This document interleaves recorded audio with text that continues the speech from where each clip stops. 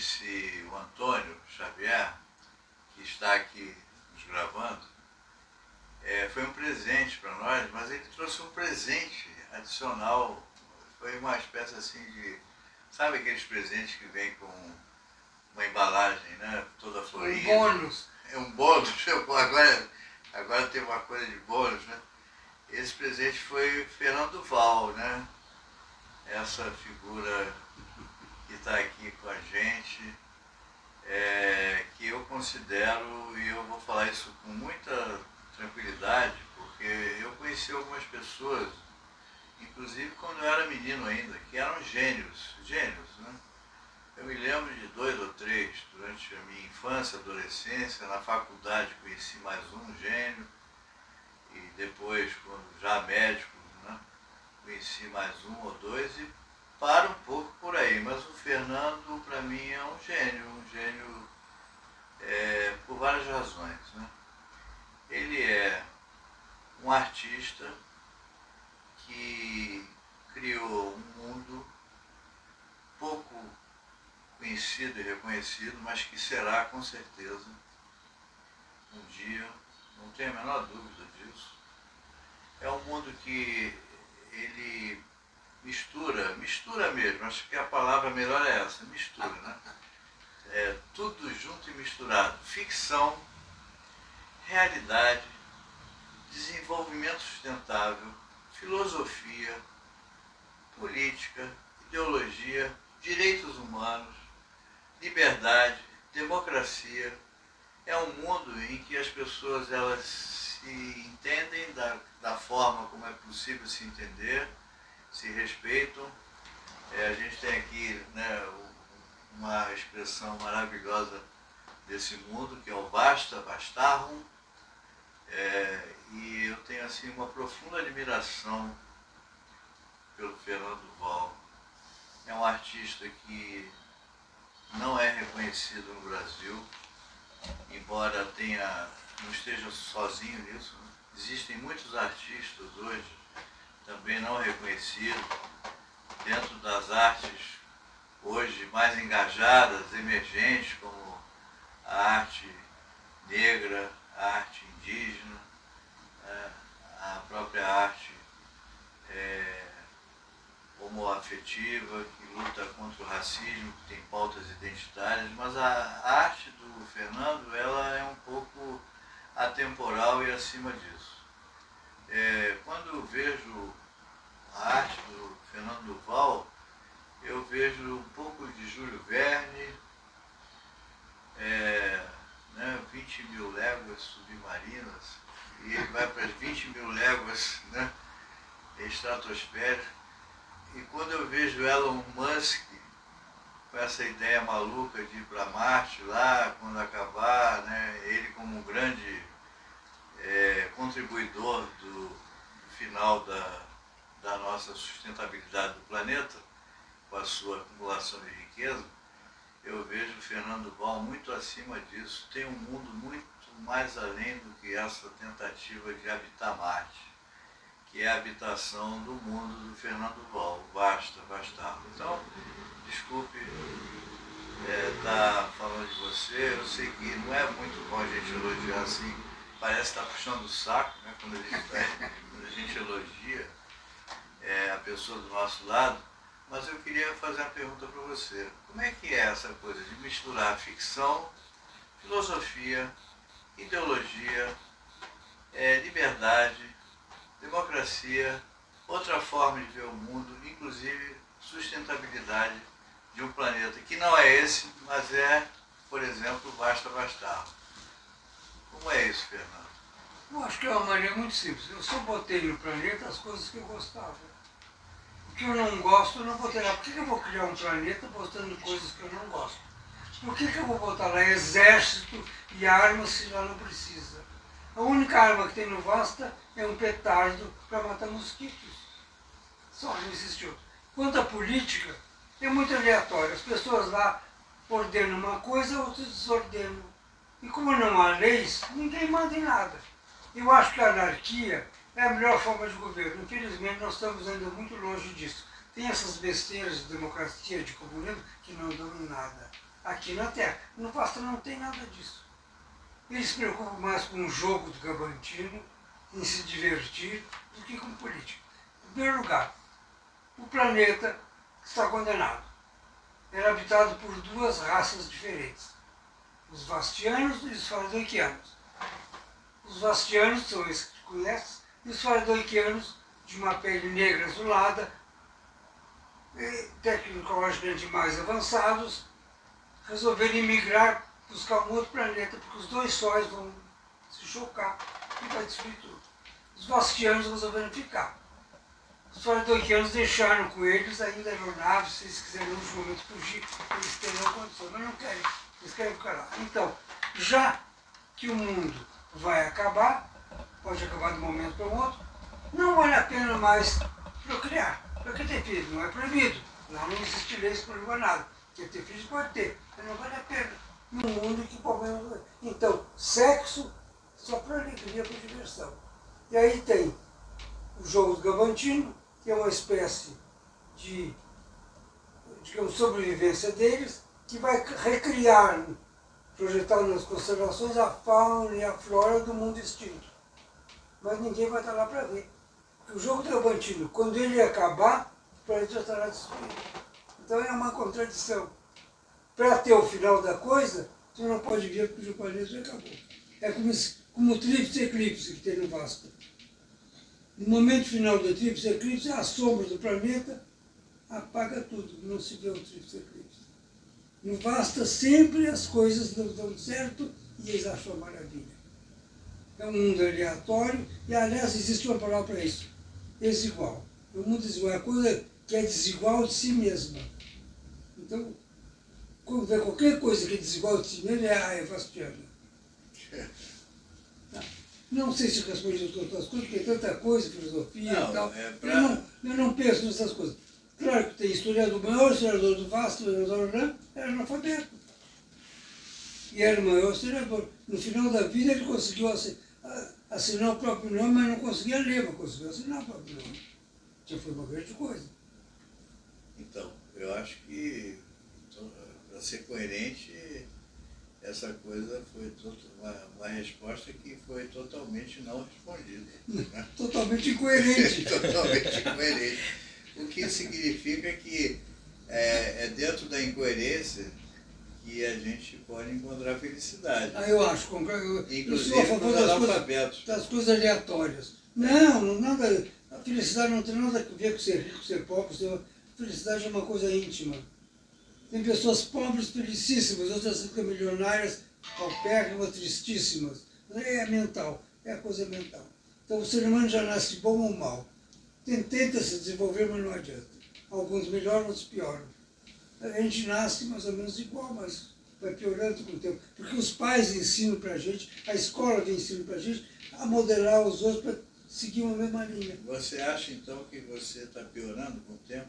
Não, eu acho que eu melhorando, porque eu me livrei disso. Eu me livrei de trabalho, eu me livrei do Ministério da Fazenda, que eu odiava, me livrei de estudo de direito, que eu abominava, para fazer só o que eu queria. Então a felicidade, para mim, é a coisa mais importante. O ser humano nasce para ser feliz. Se não é feliz, a culpa é dele. Então ele tem que procurar ser feliz, de qualquer maneira. Ou pobre, ou rico, ou milionário, não interessa. Feliz, não adianta. Eu sou um jornalista frustrado, tá, Fernando? Mas tu escreves tão bem, por que um jornalista frustrado? Não, mas é outra coisa. Tem um jornalista que escreve mal, Tá bom, a maioria. A maioria. Mas eu queria te perguntar o seguinte, se eu fosse um jornalista de verdade, que pergunta que você gostaria que eu te fizesse? Por exemplo, sobre quais são as 3 coisas mais chatas da sua vida? Da sua vida não, da vida em geral. As coisas mais chatas? As 3 coisas, ou 3 ou 4 ou 5, pode ser mais. Mas... A coisa mais chata da minha vida era ter que estudar. Eu detestava estudar. As únicas matérias que eu gostava eram geografia, história e alguma língua. O resto abominava latim, abominava matemática, física. Para mim não servia para nada, passava só na tangente. As que eu gostava estudava, mas a gente é obrigado a estudar essas coisas. Bom, outra coisa que eu abominava é ter que trabalhar. Trabalhar numa coisa que eu gosto, não fazer desenhos, pintar, Eu posso ficar o dia inteiro, parar na madrugada, porque eu estou fazendo uma coisa que eu gosto. Isso para mim não é trabalho. Então, isso tá. E outra coisa, ligado um pouco nisso, as aulas no Museu de Arte Moderna com o Ivan Serpa, que eram aulas uma vez por semana, eu tinha uma maior alegria, porque era pintura, era desenho, mostrar meus trabalhos, não era aquelas porcarias que eu aprendi na escola. Agora, eu abominava aprender português, gramática, essas coisas. É uma maneira de estragar uma língua. Gramática é uma maneira de estragar uma língua, fixar uma língua numa bobagem. Mas as pessoas são assim, o que eu posso fazer? Então, isso tem a ver com a coisa que é, enfim, obrigada, né? Obrigatória, impulsionada. Você não tem opção, você não consegue dialogar. Quando você pensa no processo educativo que você começou a falar, né? Abominava matemática, né? Eu também, um pouco, mas enfim. Mas isso às vezes é necessário na medida da necessidade, né? Não, eu não abominava a matemática em si. Eu tenho que aprender matemática. Matemática é uma coisa muito útil para outras pessoas. Para quem gosta, é uma maravilha. É importante para a ciência. Eu me considero um astrônomo frustrado. Porque física, química, matemática são importantes para ter um astrônomo. As matérias que eu era um fracasso. Então, já que você falou em matemática, a matemática é assim, a ciência básica dos economistas, né? E a música é matemática pura. Também é matemática. Porque a música de Bach é matemática pura, mas a gente ouve. Mas a matemática dos músicos não é a mesma matemática dos economistas. Eu pergunto, no mundo do Vastar não tem economistas? Não. Por que você acha? Porque são trocas, um para o outro. Não tem um dinheiro circulante, troca. Um troca por uma coisa, troca por outra. As pessoas passam rodízio trocando coisas, é só isso. E lá tem advogados? Não, felizmente não. Já acabaram todos. A Vidente Michelina acabou com as legislações, com as não tem advogado. O único advogado que tem é o Paquiderno Stefano, que não faz mais nada. Está aposentado. Médicos tem? Tem. Mas tem, que tipo tem de o Dr. médico? Baltus. Meu nome? Dr. Baltus. Dr. Baltus é o único médico famoso no Vasta. Mas como é que ele atua assim? Ele examina os pacientes, ele se interage? Mais ou menos, os pacientes vão ser examinados por ele. E ele faz diagnósticos a respeito. Por exemplo, quando teve o problema da ceiose, ceimaziobato, que era uma doença que fazia crescer os seios das mulheres. Uma das atrizes, Anice Moss, quis fazer isso, os seios cresceram, ela fez um grande sucesso. As outras mulheres quiseram fazer a mesma coisa, mas o sucesso não foi o mesmo. Alguns seios não só não cresciam, como entrava, acabava saindo mamilo nas costas, outros caíam até o chão. Então, aí ele interviu e fez uma série de entrevistas mostrando os resultados, que todos os pacientes não têm adrenalina. Em uns a coisa funcionava, em outros não. Como tudo aqui. As pessoas são diferentes por natureza. Então eu tenho horror do negócio de congregar as pessoas, que sempre todos são iguais. O ser humano é individual, para mim é individual, cada um é um em si, com as suas ideias próprias, com as suas coisas. Não tem obrigação de aceitar os outros. Aceita sim, só para conviver em sociedade. Não é obrigado a aceitar aquilo. Então, qualquer regime totalitário, eu tenho horror de quer botar as pessoas todas no mesmo lugar. No Vasta não tem. No lugar que não tem regime, não tem política, essa porcaria que tem aqui. Mas lá eles vivem muito mais felizes. Eles vivem se divertindo, vivem em festa, vivem coisas assim, esperando que o mundo acabe. Nós estamos aqui esperando que o mundo acabe, sofrendo com política, com essas porcarias todas que tem aqui, inundações e tal. Não tem. Então, para a gente, enfim, manter. Eu estou rindo do que eu estou dizendo. A Celeste está rindo lá. Manter um pouco do nosso combinado, né? A gente poderia ficar conversando aqui horas, mas a gente tem um tempo aí. Esse nosso texto vai ser apresentado no blog sobre direitos humanos, chamado Blog Multiplicadores de Vigilância ao Trabalhador, que não, o título é bonito. divulga, o título, pois é, vamos ver se faz jus à beleza da nossa conversa aqui.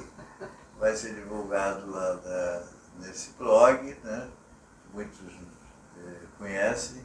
E aí eu queria, para terminar, Fernando, eu te perguntar o seguinte: se você tivesse no meu lugar aqui, não jornalista, que gostaria de ser, mas não é, para fazer uma pergunta. Que pergunta você faria para você?